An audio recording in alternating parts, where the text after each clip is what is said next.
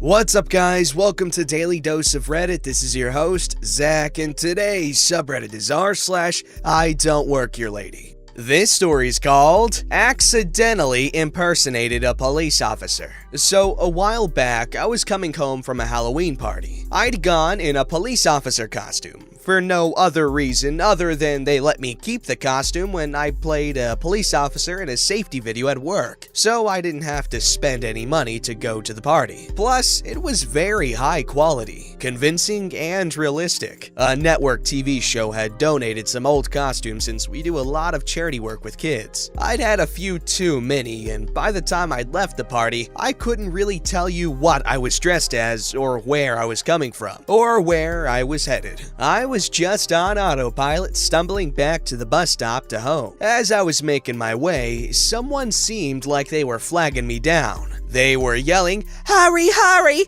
There's a couple fighting and I think she's about to stab him! You have to come quick!" Still on autopilot, I ambled over in their direction. Not in any big rush. The girl was really floored and kept yelling at me, and I'll be damned, there was a fight going on. I wanted to say to the person who'd flagged me down, "How considerate of you to clue me into this awesome fight so I can watch." But I wasn't feeling articulate enough, so I just kinda gave a thumbs up and watched the two people screaming at each other. It was a young man who looked as though he'd just been woken up and come down from his apartment, and a woman who was dressed for the clubs but looked a mess. They were screaming at each other, and she kept shoving him and making threats like, "It was always $50. Are you really gonna let me frick you up over $50? While the guy just kept saying, "I'm not gonna argue with you, I'm not." It seemed like people were looking at me, but I didn't have the slightest idea why. Finally, the person who flagged me down said, "Well, are you gonna, do something?" I was baffled, a bit flattered, but also confused. I was trying to make sense of the situation. Was I somehow involved in this altercation? Did I know these people? Did I cause this fight? But it was clear everyone expected something of me, so I decided the best course was to fake it until I made it. I charged over with fake authority, trying to place the face of either the person in the argument. Can't remember exactly what I said, but I'm told it was along the lines of, Hey guys, chill. What's the matter? What's happening? Let's just talk." As I got closer, I saw the woman was holding her car key between her fingers and jabbing it out like she planned to stab the man with it. I just giggled and said, "Okay, first of all, that will work. Haven't you seen Worldstar? Man, how are you letting her back you up with a car key? Come on, she couldn't open a can with those." I don't know the first thing about physical altercations. Sober me wouldn't be the slightest bit emboldened by the street fighting videos I watch at 3 a.m., but apparently drunk me felt qualified to proffer advice. There was a moment of stunned silence as the bystanders wondered how I could be so ineffective, and the arguing people wondered whether or not I was going to arrest them. When it became clear I was as clueless as they were, the arguing continued. Someone in the crowd said, "What? Did you hear that?" And someone else suggested, "We should call some other police, like 911. I was thinking, what? Yeah, of course. I can't believe no one's called the police yet. It's really getting out of hand. Good idea, maybe I should call." But I got distracted by the guy going, "I paid you what you're owed. You can't go changing the price." And the girl was shrieking, "Don't bullcut me, Brian!" as she got closer and closer to him, and he had to dodge her crazy key hands. So I'm just slack-jawed watching them again along with everyone else when someone finally says, "Stop him! She's gonna hurt him!" while looking directly at me. I wasn't sure why everyone seemed to want me to stop them, thinking to myself, or what do you guys could do something? You were here before me. But I figured I must be involved somehow and not understand why, because everyone kept addressing me directly. Maybe I owed someone money? Maybe I chatted with one of them at the party? In any case, I was like, I've got to hang out with these people more often. They got a lot more trust and respect for me than my other friends. I was feeling good from all this attention and everyone expecting me to be able to handle things. Finally, I mustered up the most authoritative voice I could and yelled, "Cut it out with the key!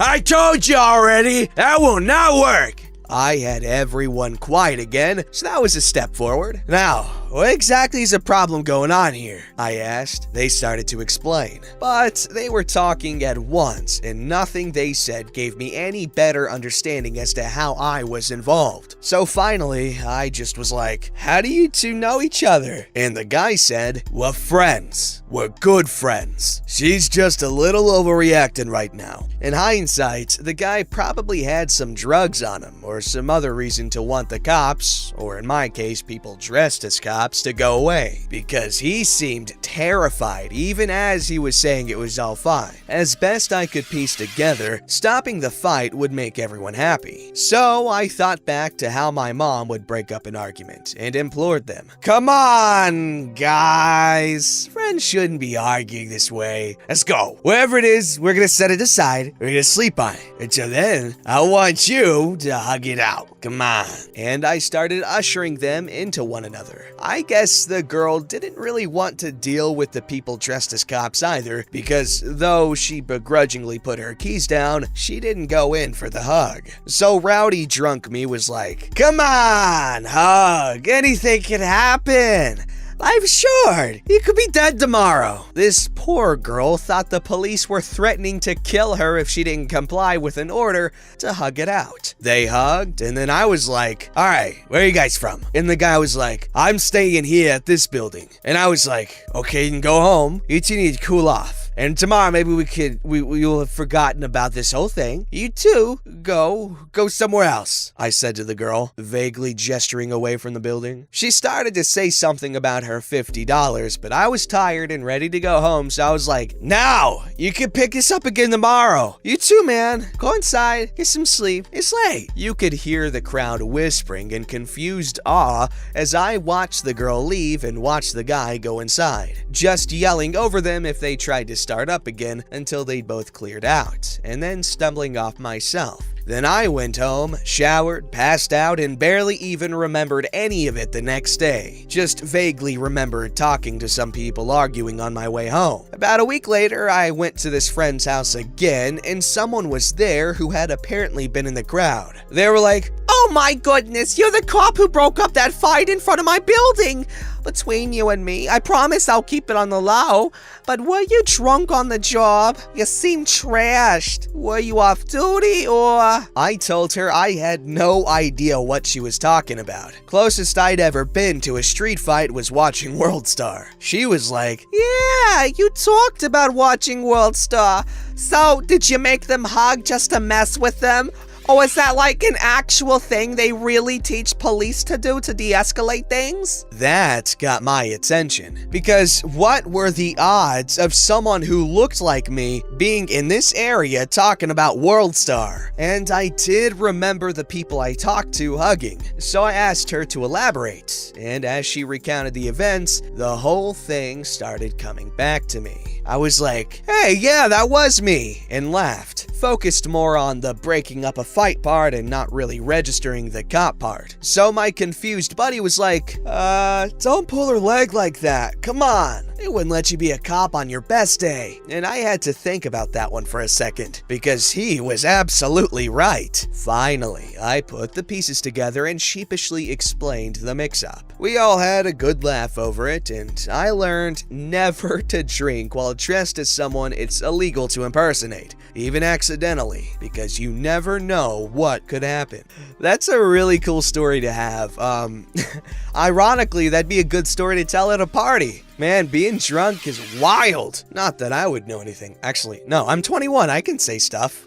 This story's called Every Day We Wear Black. Every day we wear black. Every day we wear black. I don't know. As a lifetime service industry employee, it's pretty typical to wear black as a uniform. Black blouse, black slacks or jeans, black dresses, and black shoes. As a makeup artist for Paul Mitchell, we must also wear black as a uniform for well, uniformity, but also to not cast colors onto anything or anyone being worked on, especially on a set. Working in a Medi spa meant scrubs, and much to my utter shock and surprise, they too were black. I bet you could see where this might be going. I wear black practically every day from head to toe, but trendily or fashionably as to look less emo and goth and more stylish, or possibly a very angsty witch. Thank American Horror Story Coven. So there I was, elbows deep in a cart full of colorful clothes, spiraling deeply into an abyss of color possibilities. Blue goes with black, white goes with black, red goes with black. I'm 6'3", so I have to try everything on, and I'm near the dressing room about to try on my first haul when I get yelled at. Excuse me? Some crotchety old voice says to nobody in particular. Excuse me?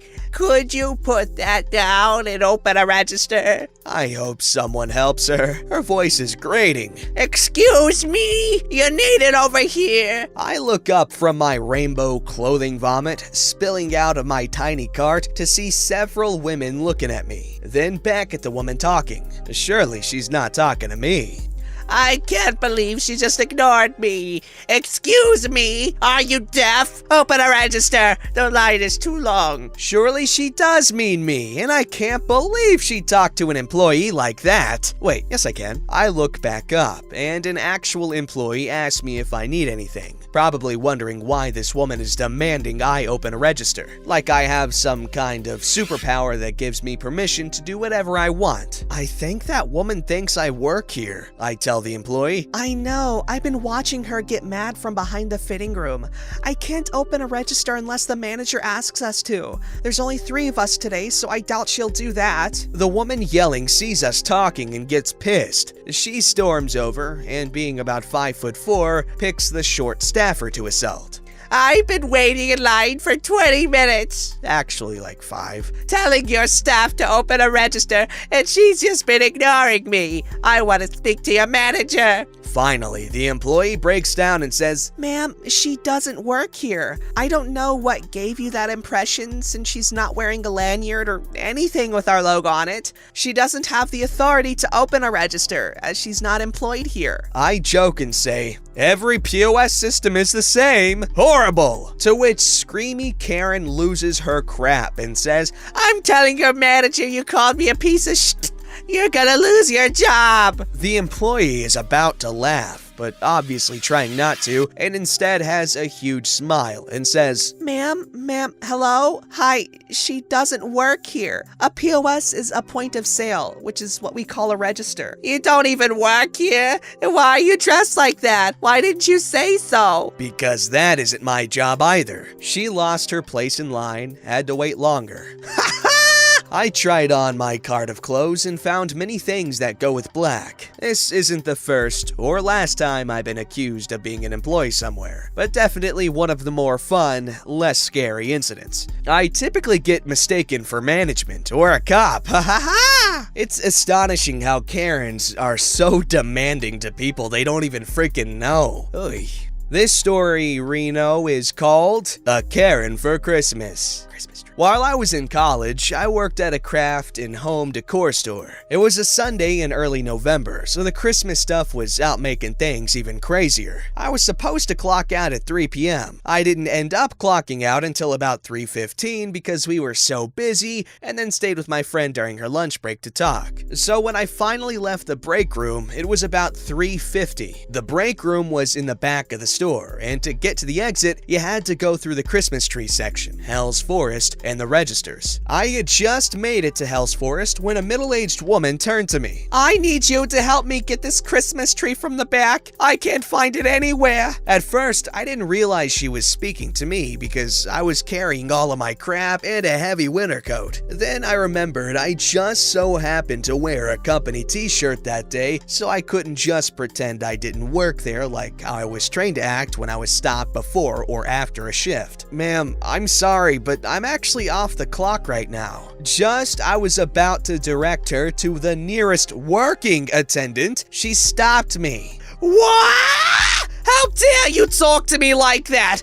Psh, off the clock? What kind of excuse is that? She stormed off, and everyone around just looked at her with confusion. I shrugged it off and continued to the exit. I finally make it up to the registers when Karen shows up out of nowhere and demands that Sadie, my coworker who was at the register with a very long line, help her get a tree. Ma'am, we keep that size of tree at the register because it's so big and too heavy to carry from the back, so you can just get in line and we'll ring you up. Karen was pleased until she saw me leaving. She points at me directly and screams, She was so rude. She said she was off the clock. Can you believe that? Karen runs off again, and Sadie, the customers, and I all stare at her. Sorry, she's no longer working? We all have a laugh and I leave. That Friday, I was working the night shift. We had closed the store and we were about to leave when my manager realized she forgot to build a drive aisle. I had to stay an extra hour and a half to help her. I was pissed off, but we started to share funny customer stories to pass the time. I brought up Karen and her tree. Oh yeah, I was supposed to get on you about that. What do you mean? Well, after you left, she came to me and I double-checked our rule book and it says you have to help the customer no matter what. But I was clocked out for almost an hour, so I couldn't. No, you should have helped her and then write in the time on the timesheet. But what if it's like my day off and I'm shopping? You still gotta do it. The next day, I called in 40 minutes before my shift and quit. Okay, while I understand the reasoning for quitting,